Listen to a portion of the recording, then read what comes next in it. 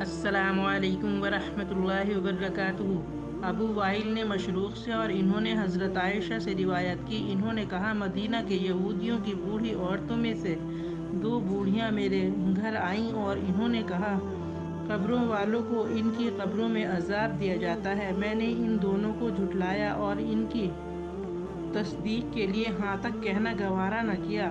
وہ چلی گئیں اور رسول اللہ صلی اللہ علیہ وسلم میرے پاس تشریف لائے تو میں نے آپ سے کہا اے اللہ کے رسول، میرے پاس مدینے کی بوڑھی یہودی عورتوں میں سے 2 بوڑھیاں آئی تھیں، ان کا خیال تھا کہ قبر والوں کو ان کی قبروں میں عذاب دیا جاتا ہے۔ آپ نے کچھ دن گزرنے کے بعد فرمایا ان دونوں نے سچ کہا تھا، قبروں میں ان کافروں گنہگاروں کو ایسا عذاب ہوتا ہے کہ اسے مویشی بھی سنتے ہیں۔ اس کے بعد میں نے آپ کو دیکھا، آپ ہر نماز میں قبر کے عذاب سے پناہ مانگتے تھے۔